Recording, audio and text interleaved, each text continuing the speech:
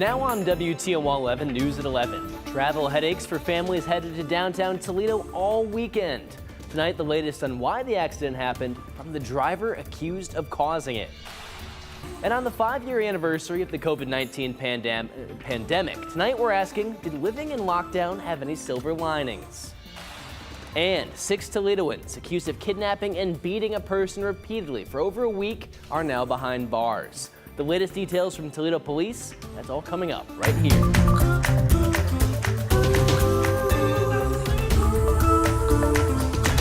New tonight, an accident on the interstate upends traffic for the entire weekend, with commute times at least doubled, if not longer, for anyone traveling to downtown Toledo. WTOL 11 spoke to the driver of the semi police say was responsible for the accident. Dominique O'Neill joined us in studio with the update. Dom, what do we know? Well, Michael, after speaking to the driver involved, I think we have a better understanding of what happened and why. According to the driver, it was the end of his shift and he had one last run. He says the bed of the semi was down when he left his company's scrapyard in Toledo. And on his way to pick up a load in Perrysburg, the bed raised up, causing the accident. He says the, quote, laws of physics eventually forced him to pull over to the right shoulder of the highway. He says the semi was a complete loss and that he feels terrible about what happened and the inconvenience the accident caused.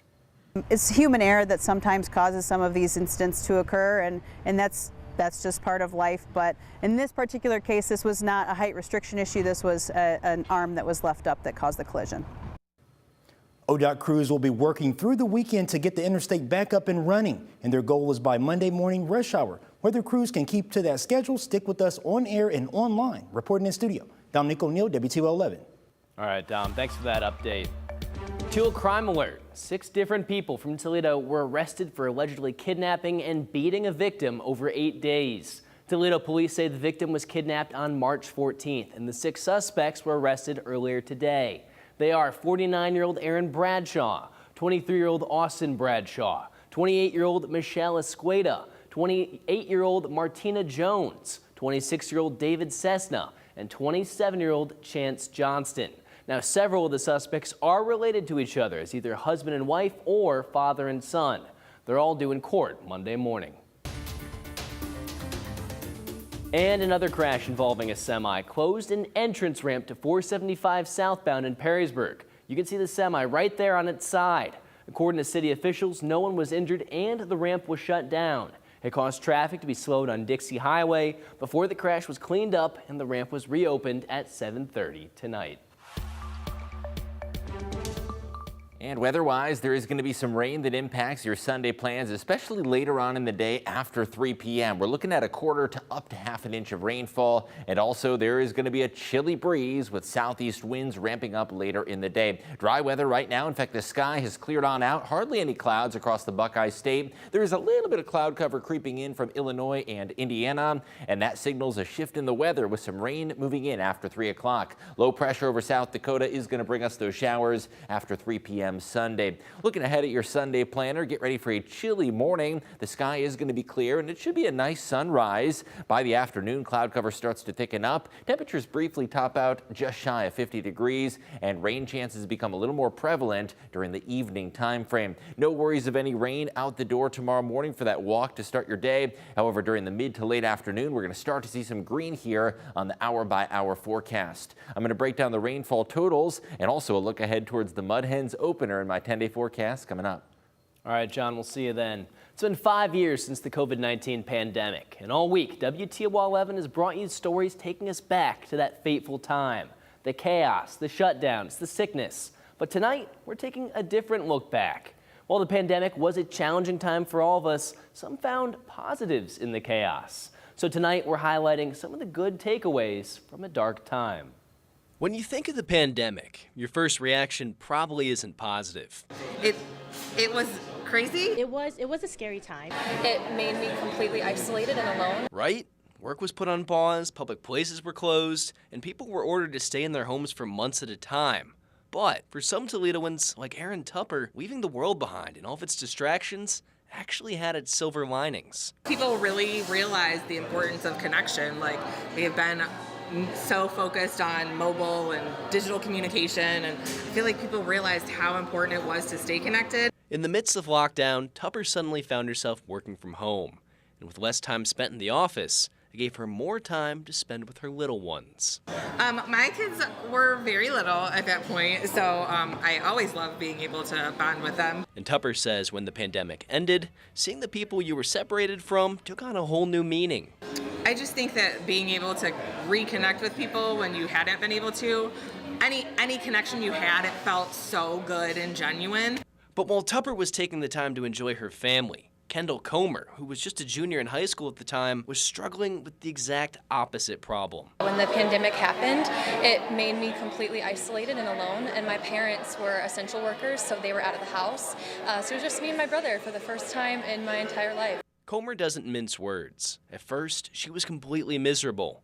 But with a little reflection, it turned into a chance to slow down and get to know herself. It taught me how to like being alone and to find good in being alone that I wouldn't have necessarily had before. I found new music that I liked that I had never discovered before, or a new food that I wouldn't have tried before, just because I was forcing myself to choose those things rather than choose what I was doing or liking. And COVID offered more than just connection and reflection.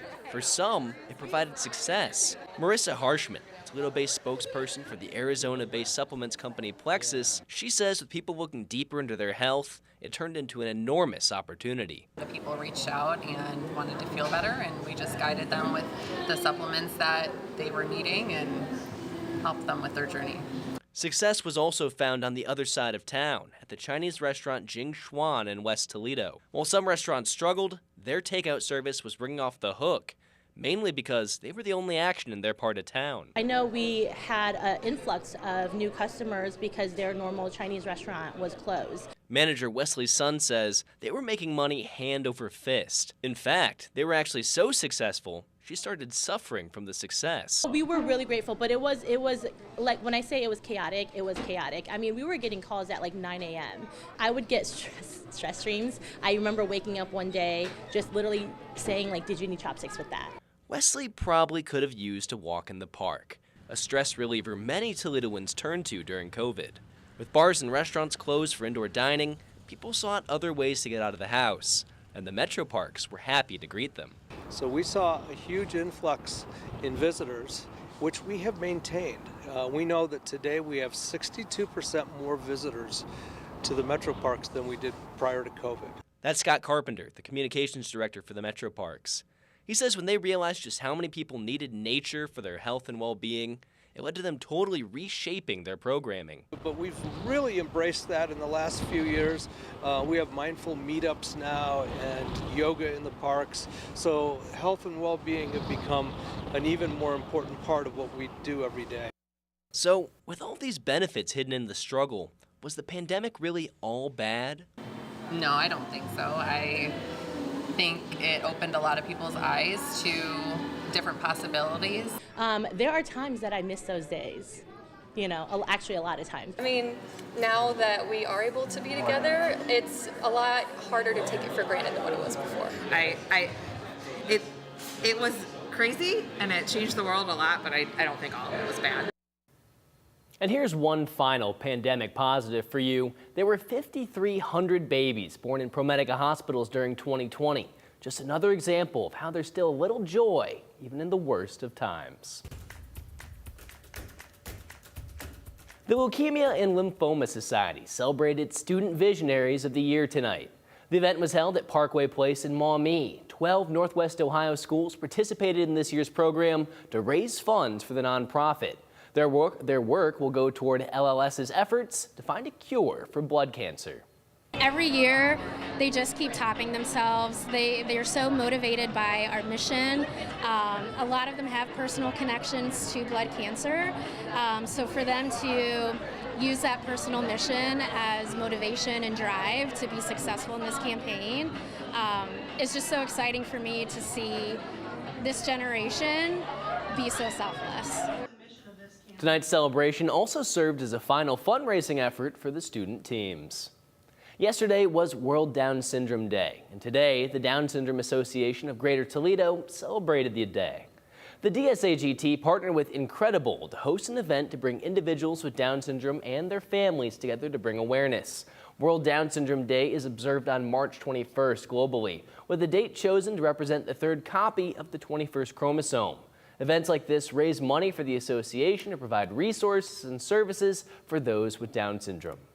Especially with the Down syndrome group, I feel like sometimes they think that they can't do certain things and all that.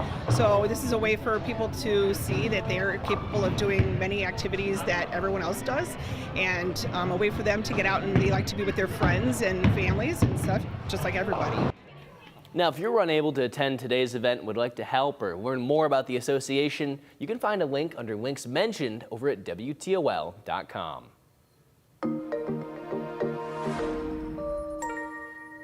To you and me, it's called spring, but the folks at the Toledo Humane Society have another name for this time of year: kitten season.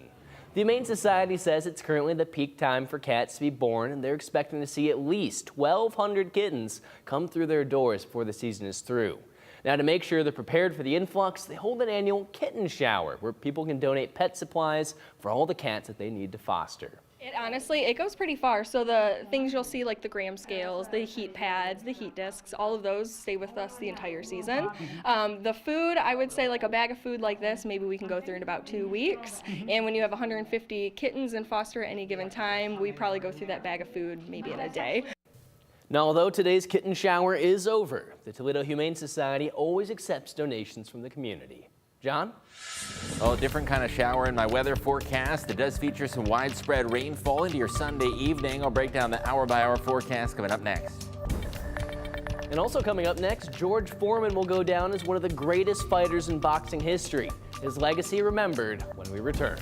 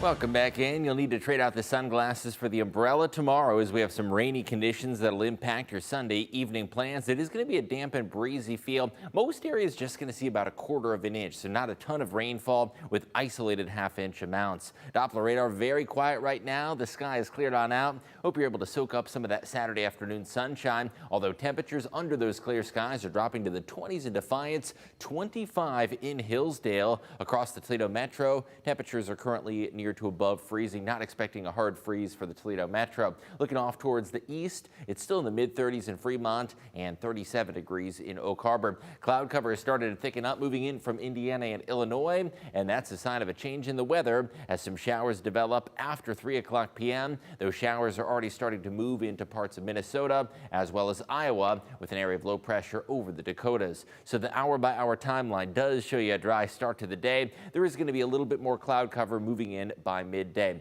We've got the clock at 9 o'clock a.m. Let's look towards the afternoon as some wet weather moves on through. Most areas are still going to be dry around 3, but an isolated sprinkle possible. And as we head towards dinner time, that is when the rain really starts to ramp on up. By about 7 to 8 o'clock, seeing some widespread soaking showers and a chilly southeast breeze expected. By about 9 to 10, this cold front's going to be sweeping in from the northwest, and that is going to usher in a breeze as well as a drop in temperatures. Monday, winds shift to the west, and it's going to be a blustery day Monday with gusts of 30 to 40 miles an hour and a much chillier feel. So how much rain can you expect? Most areas going to see around 1/4 inch of rain, isolated half-inch amounts possible. No flood concerns with this type of rainfall. Latest data showing about 1/4 inch for the Toledo Metro. Late day rain and also a gusty breeze. Winds ramp up later on in the day with 35-mile-an-hour gusts out of the southeast and sustained 10 to 20-mile-an-hour winds. Now it is going to be fairly still waking up tomorrow morning for that walk, looking at single-digit wind speeds. By the afternoon, though, we start to see those winds pick on up. Winds blowing from the southeast, and that wind coming in off Lake Erie going to feel very chilly up towards Monroe and Luna Pier. As we advance the clock into Monday, winds are going to be shifting to the west, and we're going to see gusts to 40 miles an hour. So a cold wind for Monday, although we at least are going to start to dry out other than a sprinkle that'll be possible. Temperatures in the mid-40s for your Monday, turning a bit calmer Tuesday. I think Wednesday is going to be one of the nicer days of the week with some sunshine and temperatures that'll be in the upper 40s and also a much calmer breeze. Now, even though the forecast looks chilly for the next couple of days, we're starting to see some hints that there could be a warm up possible for early April, and that could mean for you several days in the 60s. Even though the bulk of the warmth is going to be across the south, some of the milder conditions may start to filter into the lower Great Lakes region. Temperatures stay below average through the latter half of the week. We at least climb to the 50s Thursday, and Mud Hen season opener Friday at Fifth Third Field. When we hit that first pitch, temperatures are going to be in the 50s with a slight chance for a shower or two into next weekend. Michael? All right, thanks, John. One of the world's greatest heavyweight fighters and innovators of all time has died. George Foreman, the heavyweight champ and creator of the George Foreman Grill, was 76 years old. CBS News correspondent Wendy Gillette has more on his life. George Foreman launched his heavyweight boxing career and life in the limelight as an Olympian, winning gold in Mexico City in 1968. The native Texan then continued building his legacy, winning fight after fight and making history with his knockout victory over Joe Frazier in 1973. Down goes Frazier! Down goes Frazier! But then came his downfall, the famed Rumble in the Jungle fight in 1974, an unexpected 8th-round knockout loss to Muhammad Ali, one of the most watched TV events of that time period. I think Muhammad Ali and I did something for the world because people in Saudi Arabia, China, Japan, all over Africa, Europe, they all stood up at weird hours of the morning and night to see that fight. It was prefaced by plenty of pre-fight trash talk. Called me the Frankenstein monster, only because I was. The loss was one of the turning points of Foreman's life. It was like I was mugged in the jungle. I went there with 2 title belts. I came home with none. He could laugh about the defeat years later, after he and Ali became the best of friends. Oh, he was the greatest man I ever met. To say he was the greatest boxer is a put down. He was bigger than boxing. He was bigger than anything. Foreman wasn't done in the ring after leaving the sport in 1977, staging a comeback a decade later, following what he called a religious awakening. He won another heavyweight title, beating Michael Moorer in 1994 at the age of 45. Then came his second career as an entrepreneur, launching the George Foreman Grill, which sold more than 100 million units around the world. George Foreman, and look out! He was beloved for his spirit and sense of humor. His family announcing his death on social media with an emotional tribute, saying he lived his life marked by unwavering faith, humility, and purpose. Wendy Gillette, CBS News. When we return, Bowling Green baseball wants to stay undefeated in MAC play. Noel Blumel recaps Saturday's game with Kent State. Got that story and more coming up next in sports.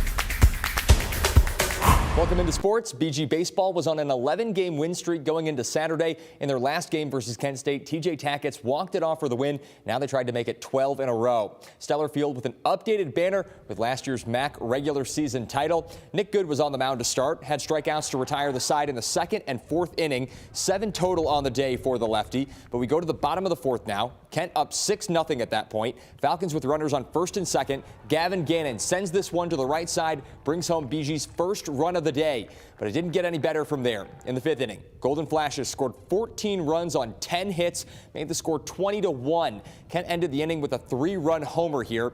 BG looking for a late answer. Cooper McKenzie stepping up to the plate, sends this one to deep right, a 2 RBI double for him, but it wouldn't be enough. BG takes the mercy loss, 20-4 the final. Noel Blumel was in Bowling Green and has more from Stellar Field. 2 walk-off wins this week, an 11-game win streak, and undefeated in conference. Those were all things BG Baseball had coming into today's game against Kent State, but a doomed 5th inning would put it all to an end. But the Falcons say adversity like this will only help shape the team for the better. The most growth happens after adversity. So, when we get challenged in this kind of way and the game humbles us a little bit, it's really important to step back up and take this next at bat and take this next pitch the way it needs to be taken, and together as a team. That's the only way you're going to come out of this. You can't have half the guys in, half the guys out. And when you play 56 games, things like this can happen. So I'm looking forward to tomorrow, and if we could start tomorrow right now, I'd love to do it, but it's probably good to have a couple-hour break, get a night's sleep, and hit the reset button. This series is now split at 1 game apiece, with the rubber match taking place right here on Sunday. But for now, reporting from Bowling Green, Noelle Blumel, WTOL 11. Walleye also in action Saturday night. Toledo taking on Wheeling in the second game of their weekend series. The Walleye lost to the Nailers in overtime on Friday, but this time around Toledo's offense could not be stopped. They scored 3 in the second period alone, ended up riding that to a 6-2 win. The Walleye will be back in action Sunday afternoon when they host Bloomington. Also happening Saturday, the NCAA Wrestling Championships were going on inside Wells Fargo Arena in Philadelphia. We had 2 local guys in the tournament. Former Genoa Comet Dylan D'Amelio competing for Ohio State. He finished 4th in the 149 weight class, good enough for his second All-American honor to finish his career. And after the upset win Friday, former Perrysburg Yellow Jacket Joey Blaze made it to the 157-pound national championship, but ended up losing to the wrestler from Nebraska. Blaze is only a sophomore. And in Michigan, girls basketball state championships were this weekend at the Breslin Center in East Lansing. Tecumseh was the only team from our area left standing, taking on Grand Rapids West Catholic for the D2 title, and the Indians would hold on to win the state title game, 54-44 the final score. Congratulations to Tecumseh on the state title. And finally, NCAA basketball tournament news. Michigan's season is still alive after the Wolverines win over Texas A&M. Michigan was down by as much as 10 in the second half, but scored 46 points in the final 15 minutes of the game, ended up winning 91-79. This is the 6th Sweet 16 appearance for the Wolverines in their last 6 tournament appearances. That'll do it for sports.